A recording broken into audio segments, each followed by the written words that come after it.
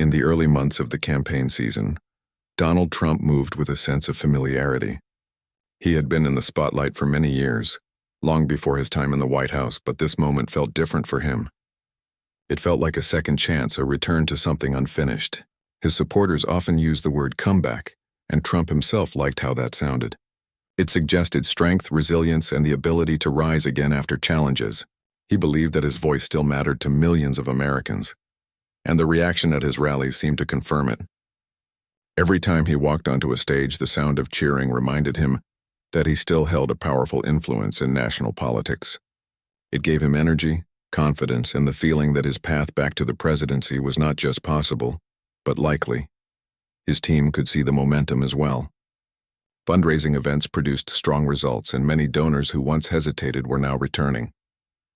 They believed his political instincts, sharp media presence, and devoted supporters formed an advantage no other candidate had. Polling numbers showed him leading in some states and within close reach in others. News commentators debated his chances every day, but even those who opposed him admitted he could not be ignored. Trump paid attention to each discussion. He liked watching the interviews, the charts, the debates, especially when they suggested that he was the central figure in the race. To him, attention was a signal of relevance. If people were talking about him, then the possibility of his return remained strong. His rallies played a major role in shaping this feeling. They were large, colorful, and filled with people who felt they were part of something important. Supporters wore bright hats, held signs, and waited for hours just to hear him speak. There was laughter at his jokes, applause at his promises, and quiet moments when he shared emotional reflections. Trump noticed the faces in the crowd, the families, the elderly supporters who had stood by him for years, the young people who had recently joined his movement. He felt their energy and tried to return it through his speeches. Each rally felt like a confirmation that the connection between him and his supporters was not fading. It was still strong, still alive. Trump often told his team that winning an election was not only about policies or numbers. He believed it was about emotion, making people feel seen, valued, and included. He understood the stage. He understood timing, tone, and storytelling.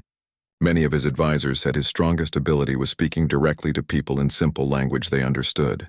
He made complex issues feel personal. He talked about work, families, the economy, and national pride in ways that made his listeners feel like they were sitting at a table with him, not hearing from a distant politician. That style helped him during his first campaign, and his team believed it remained one of his greatest strengths. Inside the campaign headquarters, the atmosphere reflected this sense of rising confidence.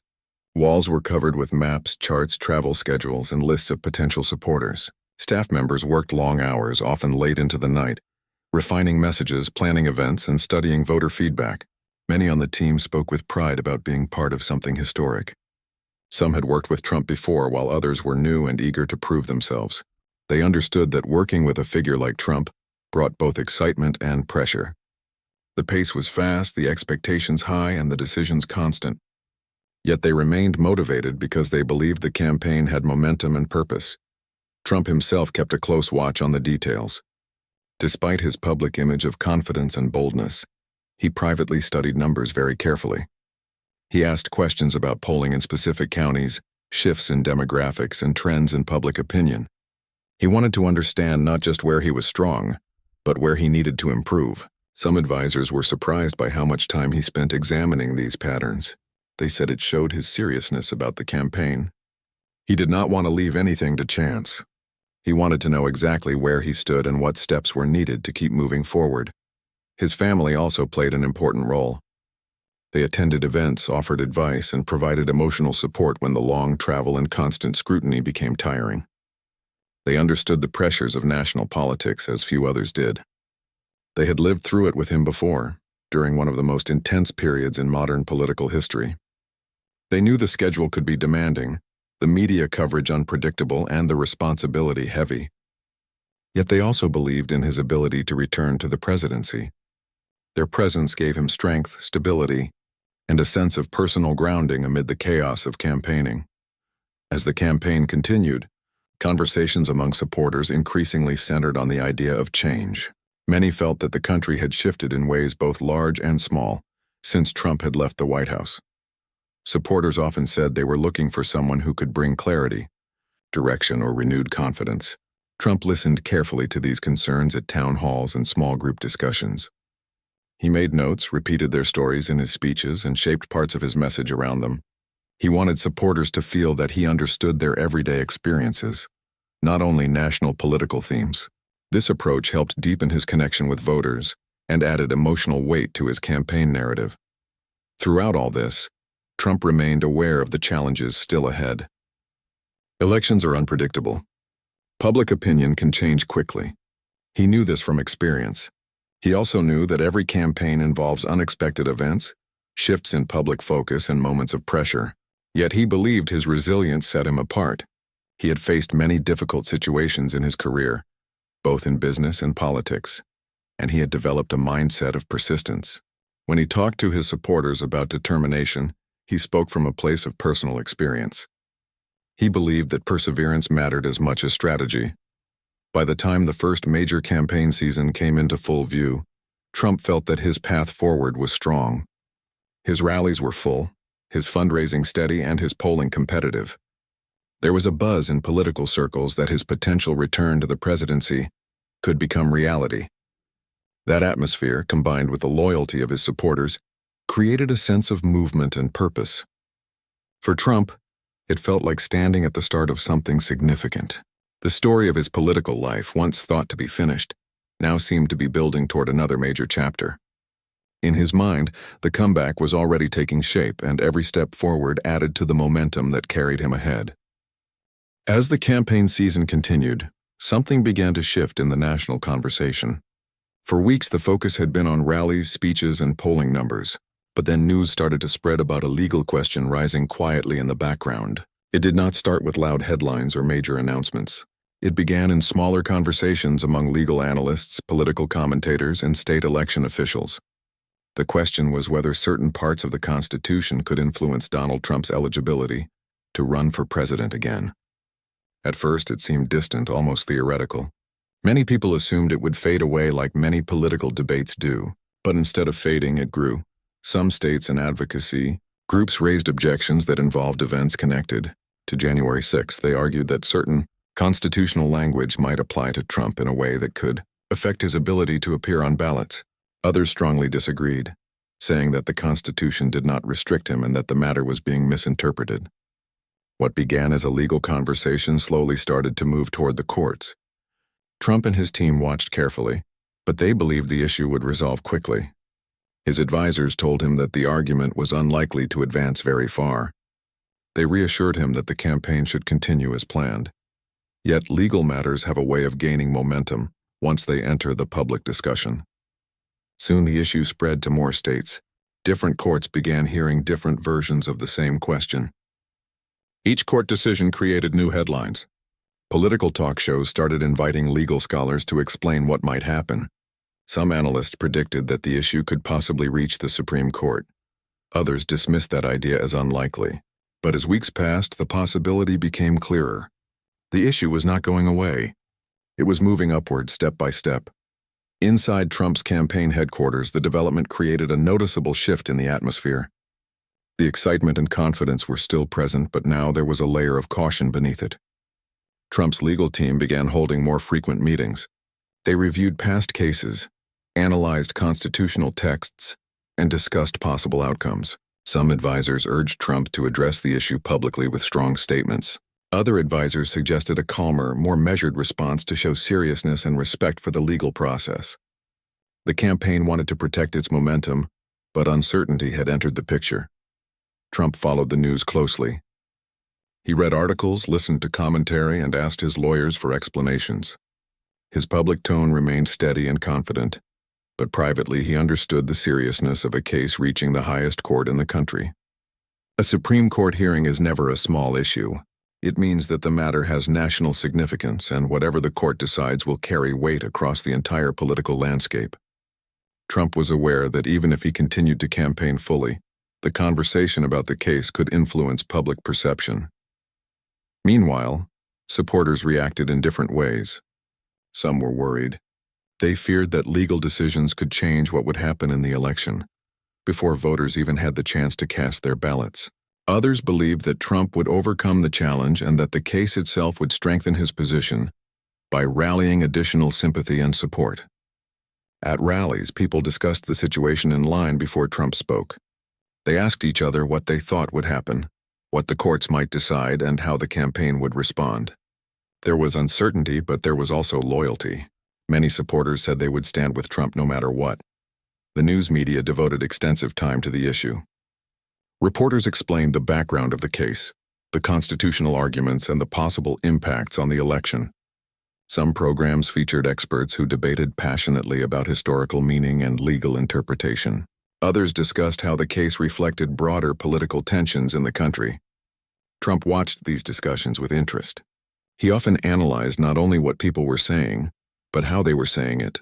He believed that tone, confidence, and presentation could influence public opinion just as much as facts and data. The moment that changed everything came when the Supreme Court officially agreed to hear the case. The announcement was covered across every major news outlet. It became the lead story on television, radio, and online platforms. Even people who did not follow politics closely heard about it. The campaign headquarters received a wave of messages from supporters, journalists, and elected officials asking what would happen next. Staff members felt the shift immediately. The conversation was no longer only about rallies and policies. It was now about the legal future of Trump's candidacy. Trump woke up the next morning to headlines centered on the Supreme Court hearing. It felt like a turning point. The election was still ongoing and the campaign was still active, but now there was another element shaping the direction of events. Trump understood that the Supreme Court was a different kind of arena. It was a place where emotional arguments mattered far less than legal reasoning. Judges there did not consider campaign energy or polling momentum. They considered interpretation, precedent, and constitutional meaning. The outcome would not be influenced by crowd size or rally excitement. His advisors immediately began preparing. They organized legal arguments, drafted statements, and formed communication plans. They wanted to present a message of calm confidence. They emphasized that Trump respected the legal system and trusted the process. They reminded supporters that legal cases take time and that patience was necessary. The campaign continued to schedule rallies and public appearances. But now every action took place under the awareness of the upcoming Supreme Court decision. Trump himself approached the situation with a combination of strength and seriousness. He continued to speak to his supporters with energy and focus, reminding them that the campaign remained on track. Yet he also acknowledged that the case represented an important moment for the nation. He said that he believed voters should have the power to choose leaders through elections, not through legal interpretation alone. His words resonated with many who felt that the case was about something larger than one candidate. It was about the role of public choice in democracy. As weeks passed and the hearing date approached, the uncertainty deepened. The campaign could not predict the outcome. Legal experts on television often disagreed with one another, each offering different interpretations and forecasts. The public conversations grew more intense and emotions on all sides ran high. But through all of it, the campaign continued moving. Travel schedules were completed, rallies held, and supporters greeted. Trump understood that in times of uncertainty, leadership meant showing steadiness and forward movement. Yet the reality remained. The Supreme Court case now sat like a quiet weight in the background of every decision. It influenced strategy, messaging, and planning. It shaped how donors responded and how political allies positioned themselves. It created a sense of waiting, of expectation, of something unknown just beyond the horizon. Even though Trump continued to campaign with determination, he knew that the legal question could become a central factor in the race. This was not the end of the campaign. It was not even a pause, but it was a change, a moment when confidence met complexity, when momentum met uncertainty. The path forward was still open, but it was no longer smooth. Something important was coming, and everyone involved in the campaign could feel it. The future of the election now depended not only on rallies, voters, and speeches, but on a court that would soon make a decision watched by the entire nation. When the news of the Supreme Court hearing spread, it created a wave of conversations across the country. People discussed it in homes, workplaces, community centers, and online spaces. Some saw it as a historical moment, something that could set a new direction in politics. Others felt uneasy. worried that legal decisions could shape the outcome of an election rather than the voters themselves. No matter which side people stood on, one thing was clear. The situation had become more serious and more complicated. Inside Trump's campaign, the change could be felt every day. The staff continued their work, holding meetings, reviewing schedules, and preparing events. But the tone of conversations had become more careful and more thoughtful. People chose their words more slowly. They understood that the next steps required not only strategy but also patience. The campaign had always been energetic and fast-paced, but now there was a quieter layer of planning, happening alongside the public movement. Trump's advisors divided into different groups. One group focused on legal strategy, working directly with lawyers to prepare arguments and responses. They studied past Supreme Court cases, reading carefully to understand how similar issues had been handled in history. They discussed legal interpretations and possible outcomes. They knew that the Supreme Court did not make decisions based on emotion or popularity. It based them on constitutional reasoning. So the legal team focused on clarity and precision. Another group worked on public messaging. They needed to explain the situation to supporters in a way that was confident but calm. They did not want to create fear or frustration. They believed that supporters would remain loyal if they understood that the process was part of the legal system. So they prepared statements, speeches, and talking points to help keep the campaign focused and steady. Some advisors, however, expressed concern about how the uncertainty might affect momentum. Campaigns often rely on energy, crowd excitement, news attention, strong headlines. When uncertainty takes over, it can slow progress. People hesitate. Some wait before donating. Some wait before volunteering. Even strong supporters can feel unsure about what will happen next. The advisors discussed these concerns in private, not to discourage the campaign, but to make sure they understood the landscape clearly. Trump himself continued to travel and speak, but he could feel the change as well. Even in large rallies with cheering crowds, there were moments of stillness when he reflected on the situation. He knew that leadership meant facing uncertainty with steadiness. He believed that maintaining confidence was important, not only for himself but for everyone who supported him. He reminded his team that campaigns often have difficult chapters, and this was simply one of them. Meanwhile, television networks, newspapers, and online platforms discussed the case every day. Some news programs invited legal scholars who explained the constitutional arguments from different viewpoints. Some commentators said that the case was about protecting democratic principles. Others argued that the case raised concerns about fairness and voter choice. The discussions were wide-ranging, thoughtful, and often emotional. The nation was watching, waiting, and trying to understand what the Supreme Court might do. The campaign headquarters received messages from supporters across the country. Some wrote letters expressing encouragement and hope. Others shared stories about why they believed the election mattered to them personally. Many said they were praying for clarity and fairness in the legal process. These messages gave the campaign emotional strength. They reminded Trump and his team that beyond the legal arguments and political strategies, there were millions of individuals who believed their voices mattered. However, uncertainty continued to grow. Each day felt like it contained two layers, the public layer of rallies and speeches and the private layer of waiting for the court's decision. The waiting was not easy. Time seemed to move slowly. Every new headline brought fresh speculation. Some analysts predicted one outcome, while others predicted the opposite. The lack of clarity created a sense of tension, like holding a breath and not knowing when to release it. Among advisors, different ideas emerged about how to manage the situation. Some believed that the campaign should increase public activity and keep the energy high. They argued that strong rallies and public appearances would help supporters feel confident and motivated. They believed momentum itself could create positive influence. Others believed that too much public attention might distract from the legal case. They suggested a more measured approach, fewer rallies, more private meetings, and a quiet tone. They argued that calmness could show strength and discipline during a serious moment. Trump listened to both sides. He understood the importance of energy in a campaign, but he also recognized the symbolic weight of a Supreme Court case. He tried to balance both perspectives. He continued to speak publicly with confidence, but he also demonstrated respect for the legal process. He wanted his supporters to feel hopeful and strong, not anxious or discouraged.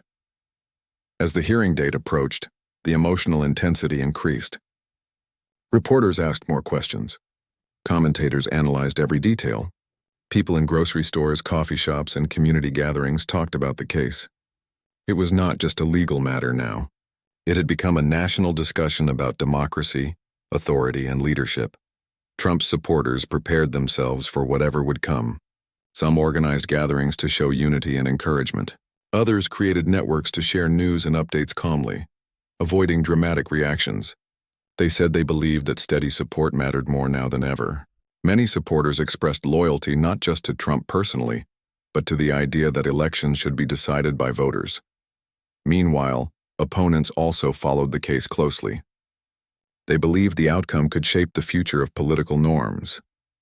They expressed their own hopes for what the court might decide. The national conversation included many voices, many perspectives, and many emotions. Yet the legal process continued in its own deliberate, careful way, separate from the public debate. In the final days before the hearing, Trump reflected quietly more often. He thought about his first campaign, his presidency, and everything that had happened since. He remembered the challenges he had faced, the accomplishments he had made, and the lessons he had learned. He understood that leadership required not only strength, but also patience. He told his staff that no matter what happened, they should treat the moment with dignity and respect. Even though the future was uncertain, the campaign did not stop. Rallies continued. Voters continued to show support. Conversations continued across the country. The movement remained active and alive. The uncertainty, however, now sat at the center of everything, shaping decisions, strategies, and emotions. What made this moment so powerful was not only the legal question itself. It was the feeling that something larger was happening, something that touched the core of how leadership, law, and democracy interact. The campaign moved forward, but every step carried the awareness that the Supreme Court's decision, whenever it came, would shift the path ahead in ways no one could fully predict. The nation was waiting. The campaign was waiting. Trump was waiting. The future remained open, but the ground beneath it was now uncertain.